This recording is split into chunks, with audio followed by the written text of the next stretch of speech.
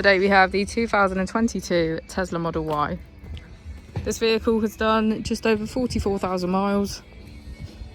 It has an automatic transmission and a fully electric motor. On our user interface, we're met with an overview of our vehicle.